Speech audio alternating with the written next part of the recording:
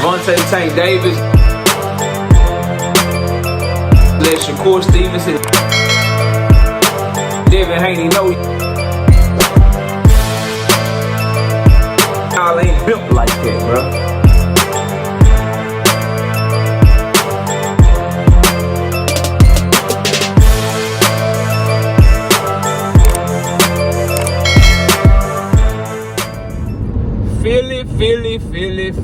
Philly. Say it ain't so, Philly.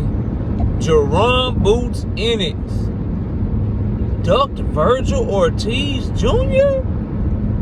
Man, smash the like button, subscribe to the channel, share the video, turn on your notifications. Catch us live Monday, Wednesday, and Thursday night at 7:30 p.m. Central Time. I'm also live every Sunday morning with the Singing OG KQKC Boxing Network, Sunday mornings at 9 a.m. Join the channel as a member. Drop super chats when you come by the live streams and videos that we do. And we're going to be eating Philly cheesesteaks tonight. So I'm sure some of y'all, some of the brothers are going to want to take up for Jaron Boots Ennis. Good luck with that. Good luck with that. He ducked Vergil, bro. Oh my God, what happened to Vergil? He got ducked by Jaron Boots Ennis. And now it's looking like Xander Zayas is going to step in. And we might still be getting a great fight between Vergil Ortiz Jr. and Xander Zayas. But let's get to it and let's talk about it, man. Jaron Boots Ennis and Vergil Ortiz were in negotiations to land on this Riyadh season card that's supposed to be going down February the 22nd. Eddie Hearn and Boots Ennis and that team wanted Vergil Ortiz to fight at 147 pounds. That's the report that came out from Dan Raphael and other reporters, is that the fight had been verbally agreed to, and then Vergil Ortiz was asked to come down to fight at 147 pounds because Jaron Boots Ennis wants to keep his title at 147 pounds. Now, Eddie Hearn was saying something along the lines that if he moved up, he would have to vacate his belt. That's not true. It's not true. And let's talk about why it's a duck. Number one, it's a duck because when you're negotiating with Vergil Ortiz, you know he can't make 147 pounds. He literally, like, you know, people say figuratively all the time, like, man, I could have died. Oh, I almost died. No, he literally, meaning that what I'm saying is real. He literally almost died trying to make 147 pounds to try to fight Imantas Stanionis multiple times. He had rhabdo, which is the disease where you overexert yourself and your blood releases toxins and poisons into your system and your damn kidneys and shit start shutting down. He caught that trying to make 147 pounds. Then another time he fainted trying to make 147 pounds. He just can't make 147. So if you try to negotiate the fight with Vergil Ortiz and you trying to get him to come back down to 147 after already having a couple of fights at 154, then you really don't want to fight him, bro. Add to the fact that Jaron Boots Ennis said that he wanted to go up to 154 after his last fight against Jaron, that it was time to move up to 154. His daddy is on camera saying they take the fight at 154 pounds just a few weeks ago.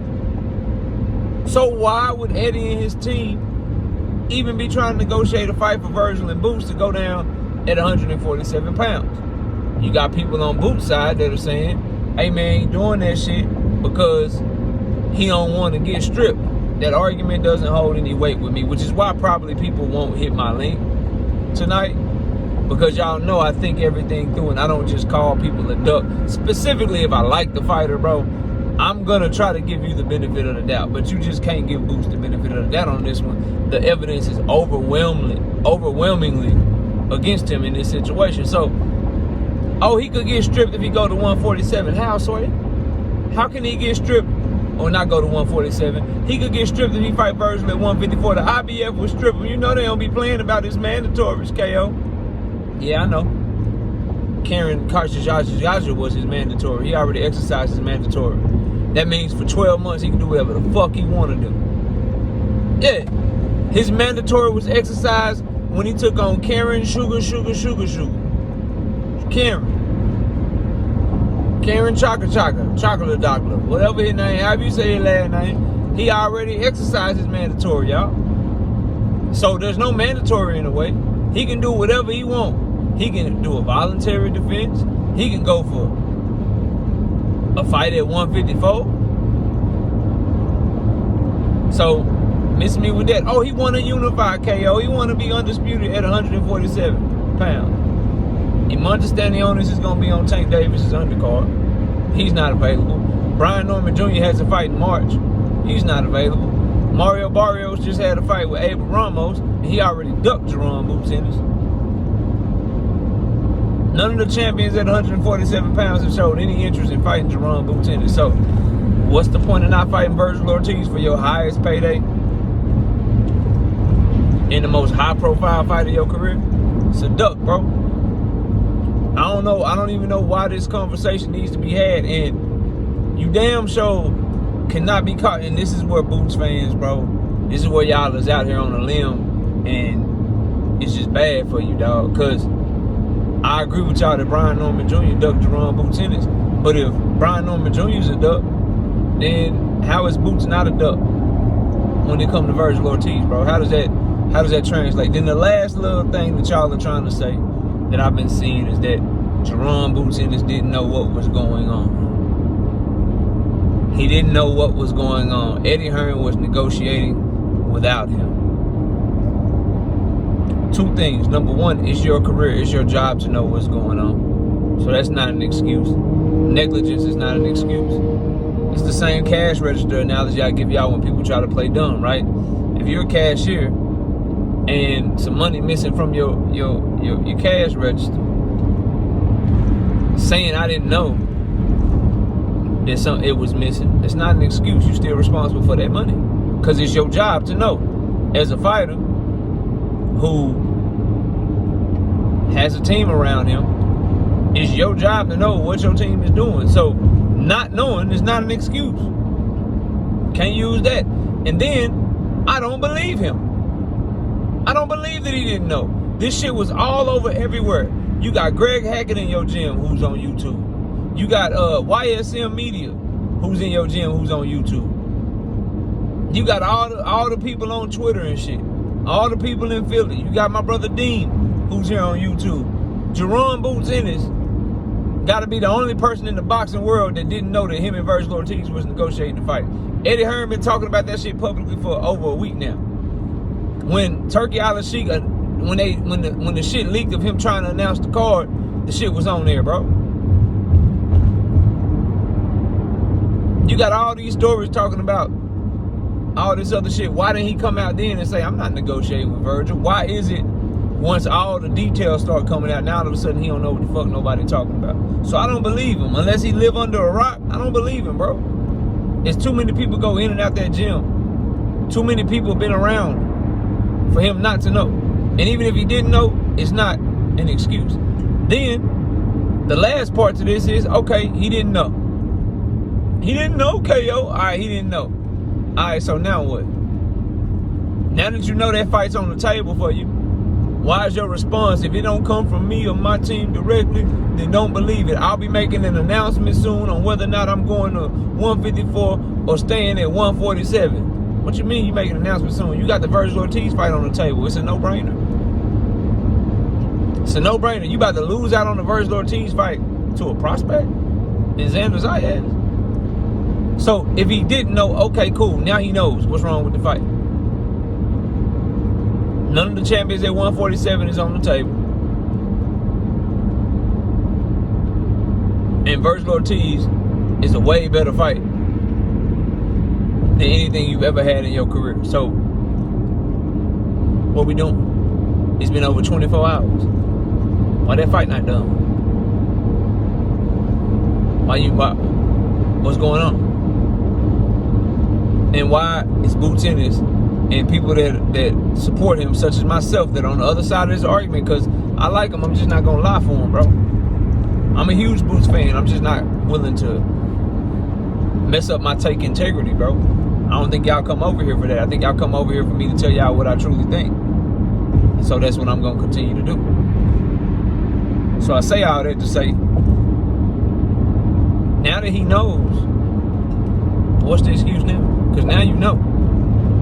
Why you talking about 147 or 154? I'll let y'all know at a later date. What? You don't have to choose between the two right now. You can go get the smoke with Vergil, beat his ass at 154, let that division know I'm here, I'm one of the best. And then you can always go back down to 147. Oh man, that's gonna mess him up, man. You saw what happened to Roy Jones, man. Tank Davis did it.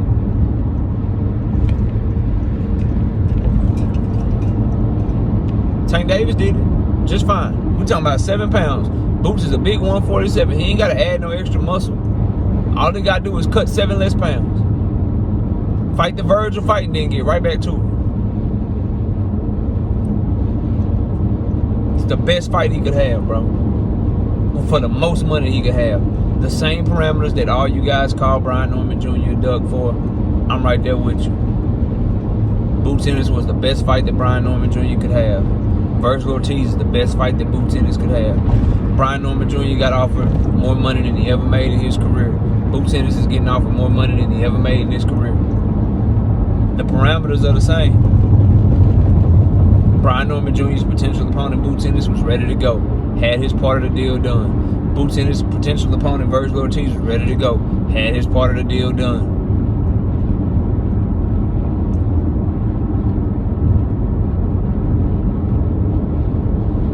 Sorry, bro. So everything I just laid out in this video, ain't no way around it, dog. He need to take this fight, and he can't let Vergil fight Sanders Zayas, bro.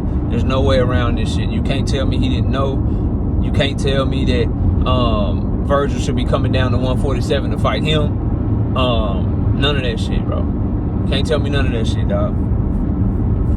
All you can tell me is, yeah, KO, I love Boots, but he did duck. It's still Boots over everybody. I still think he whoop everybody, but he did duck. Even if you think it's him just having no business sense, thinking he's more than what he is, if you think it's just him being dumb, his team being dumb, whatever, which I don't believe, then no matter how you slice this shit, when you turn down the most money that you could have ever gotten for the biggest fight you could ever have, a fight that validates everything that you say you are, and your promoter's reason is you wanna try to be undisputed at 147 when y'all just got ducked, or he don't want he could have to lose his belt, he could be stripped, he could have to vacate his belt. No, he wouldn't. Or he didn't know what was going on. Like, none of this shit makes sense, bro. The man ducked Vergil Ortiz for whatever reason. Maybe it's because he took more punches against Karen than he thought he would. They're worried about his defense. Maybe he truly has this pipe dream of being undisputed at 147, so he's gonna spend his entire career there, just wasting away with guys not fighting him. I don't know what it is, bro. I just know this shit a duck. Y'all let me know what y'all think, man. Comment below, smash a like, sub to the channel. Shit's a duck, bro. I'll see y'all soon. Peace. Javante Tank Davis. Let Shakur Stevenson. Devin Haney know y'all ain't built like that, bro.